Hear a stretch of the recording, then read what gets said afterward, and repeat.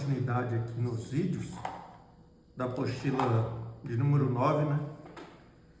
Da Teoria Geral do Crime, parte 2, fato típico.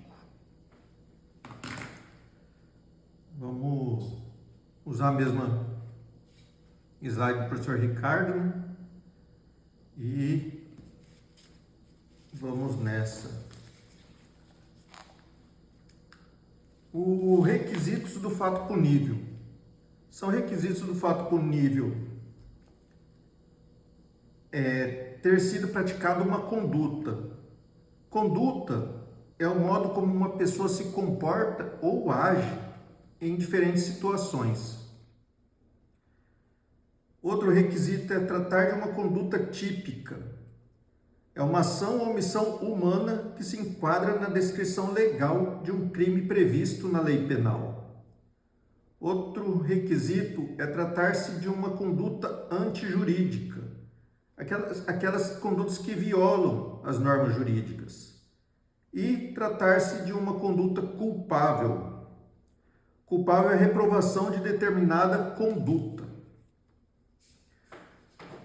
É uma teoria bipartida, onde existe só os elementos do fato típico e o antijurídico, ou teoria tripartida, onde tem os elementos fato típico, antijurídico e culpável. Uma pergunta que está aqui no slide, antecipando para vocês, é uma teoria tripartida. Por quê? Porque possui os três elementos para ser constituído um crime, que é o fato típico, que vamos estudar agora nesse vídeo, o antijurídico e o culpável. O fato típico amolde-se o fato real ao modelo de conduta proibida prevista no tipo penal. Já o elemento antijurídico contraria o ordenamento jurídico, causando efetiva lesão a bem jurídico tutelado. E culpável é merecedor de censura, pois cometido por imputável, maiores de 18 anos e mentalmente são, com conhecimento do ilícito. O fato típico é um dos elementos que compõem o crime, juntamente com a ilicitude e a culpabilidade, sendo assim formando a teoria tripartida. Ele se refere à conduta praticada pelo agente que se encaixa em uma descrição legal prevista no tipo penal. Conceito de fato típico. O direito penal só se interessa por fatos humanos. Então, sempre que falar é ação ou omissão humana. E somente fatos indesejados, não reprovados de forma eficaz pelos demais ramos de direito. O direito penal é conhecido, tem o princípio da ultima ratio. O que significa ultima ratio? A aplicação da lei penal deve ocorrer somente quando outras alternativas jurídicas não forem eficazes para resolver um conflito ou proteger um bem jurídico protegido. Enquanto outros ramos, por exemplo, civil, do trabalho, empresarial, não conseguirem resolver com eficácia um determinado conflito ou um bem jurídico tutelado, caberá ao direito penal resolver esse conflito. Se um fato ajuste-se a um tipo penal, deixa de ser um simples fato e passa a ser um fato tipicamente penal, fato típico. Um fato que se amoldou no que descreve um tipo penal será um fato tipicamente penalmente. O conceito de fato típico. Aqui o professor colocou ação ou omissão humana. Só é conceituado ação humana. Não importa as outras ações que não tenha fator pessoa dentro dele. Antissocial, que é reprovado pela sociedade, que consiste em uma conduta produtora de um resultado. Uma conduta que produziu um certo resultado.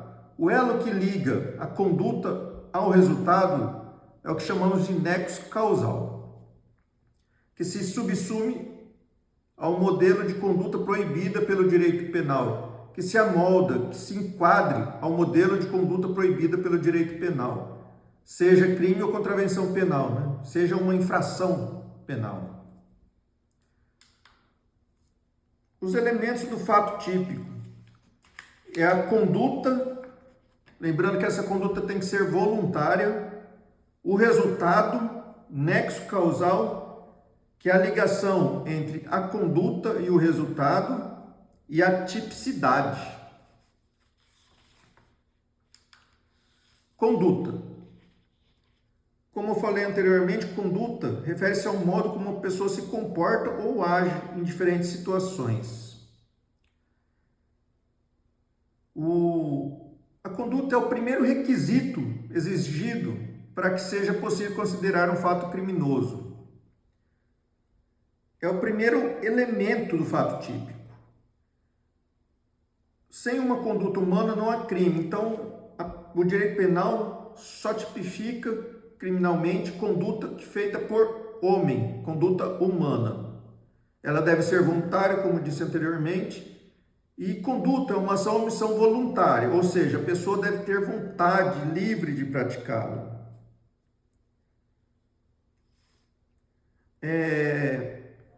Várias teorias buscam defini-la. Assim, nós vamos falar que é mais importantes as teorias da ação, que é subdividida em teoria causal, finalista da ação e social da ação. Teoria causal de von List e von Belling ação é um movimento corpóreo voluntário que causa modificação no mundo exterior. É o comportamento humano que foi voluntário que causa modificação no mundo exterior. A finalidade é irrelevante, não há vontade no tocante à produção do resultado. O conteúdo dessa vontade, que seja um movimento corporal voluntário, essa vontade tem que ser voluntária. O que caracteriza da conduta criminosa depende somente das circunstâncias de o agente produzir fisicamente um resultado previsto em lei como infração penal, independentemente de dolo ou culpa do agente. Essa teoria causal, vou falar um exemplo que fica mais fácil de entender. Por exemplo, o A trafega cautelosamente com o seu carro numa via, respeitando os limites de velocidade, dando normal numa via pública. De repente, uma criança menor de idade que solta a mão da mãe e vai em direção da rua, que sai por trás de um ônibus. Esse A que estava dirigindo o carro não consegue frear, mal vê a criança, no qual atropela essa criança que fugiu da mão da mãe. Existiu assim um resultado naturalístico, que foi o atropelamento da criança, a criança atropelada, bem como o nexo causal, mas não se leva em consideração a vontade do agente. O resultado foi a morte da criança por atropelamento do carro do agente A. Então, o A que estava dirigindo vai responder penalmente, segundo a teoria causal. Tem o resultado, né? E depende se o agente teve dolo ou culpa. O principal defeito dessa teoria, a principal crítica, é deixar de analisar a vontade do agente. A teoria finalista da ação de Welsel, a ação humana consiste em um acontecer final, agir com finalidade, não meramente causal. A conduta é um agir com finalidade, ou seja, é a ação do agente em agir para tal finalidade, não meramente causal, como a teoria anterior citada. No exemplo adotado que eu falei da teoria causal, O rapaz estava dirigindo numa via, respeitando os limites, e uma criança aparece do nada por trás de um ônibus e ele chega e atropela ela. O agente A não tinha conduta em agir com a finalidade de que foi matar a criança. Então, aqui nessa teoria, a gente tem que agir para tal finalidade, tem que agir pensando em cometer um resultado. E temos aqui a teoria social da ação. Somente conduta que tem um cunho social, ou seja, que atingem terceiros. Na teoria social da ação, só serão punidas as ações que tenham um resultado socialmente relevante. Somente conduta que tenha um cunho social, ou seja, que atingem terceiros. Socialmente relevante seria a conduta capaz de afetar o relacionamento do agente com o meio social em que se insere. Nessa teoria, aí uma crítica também que o pessoal tem dessa teoria é que cabe ao juiz dizer se a conduta do agente teve uma reprovabilidade socialmente relevante. E a crítica é deixar na mão do juiz para saber se teve uma conduta que atingiu cunho social, dizemos assim. Então, a teoria causal independe da vontade a finalidade é irrelevante. Causou um resultado, mas interessa a vontade, o dolo ou culpa do agente causador. A finalista da ação, do termo finalista, consiste no agir com finalidade. E na teoria social, de cunho social. Formas de conduta. A conduta pode exteriorizar-se de maneira comissiva ou omissiva. A maneira comissiva é o fazer, é a positiva. Já a forma de conduta omissiva é o não fazer, uma conduta negativa. A conduta negativa subdivide-se em própria e imprópria. Própria é o não fazer, é o não praticar. De um modo geral, podemos dizer assim. Um exemplo é o artigo 135 do Código Penal, omissão de socorro. Cabe para todos da sociedade. E a diferença para omissão imprópria é que na imprópria são as pessoas específicas, as pessoas que deveriam agir e não fazem. Estão elencadas no artigo 13, parágrafo 2º do Código Penal. São os famosos garantes. O pessoal usa muito para dizer, para ficar bem claro o entendimento de diferença entre omissiva própria e omissiva imprópria. Omissiva própria, de população, para todos. E imprópria é diferente do para todos, já são pessoas específicas, que são os elencados no artigo 13, parágrafo 2º. É o bombeiro que tem o dever de agir para salvar a vida de alguém. É aquela pessoa que por uma brincadeira qualquer empurrou alguém dentro da piscina e esse alguém não sabe nadar. Ele criou uma responsabilização em salvar a vida dessa pessoa. Agora, da ausência de conduta. Existem casos em que não há conduta. Quais são esses casos? Fatos da natureza. Fatos da natureza são acontecimentos imprevisíveis e inevitáveis que fogem do domínio da vontade do ser humano. É uma inundação, um vendaval, essas coisas. O movimento reflexo consiste em reação motora do ser humano que, em consequência de uma excitação dos sentidos. Vou falar mais uns exemplos que é melhor para entender. O movimento reflexo é tipo ortopedista, que bate um martelo no joelho do paciente do paciente. Se em razão do reflexo seu chute atingir o médico de maneira forte, não se poderá falar em lesão corporal contra o médico, que foi um reflexo do corpo humano, aquilo lá. Ou num susto, a pessoa virar, tipo alguém foi brincar, encostou no ombro da pessoa por trás, a pessoa foi virar rápido, assustada e sem querer o cotovelo acertou a pessoa de trás. Isso não tem é uma ausência de conduta, porque não foi, nem imaginar, foi reflexo, virar rapidão e atingir o cotovelo, pode ser na face, no peito da pessoa. Coação moral irresistível. O coagido não tem liberdade para agir, não lhe resta nenhuma opção, a não ser praticar um ato em conformidade com a vontade do coator. O coagido serviu como instrumento do crime. Coação moral irresistível.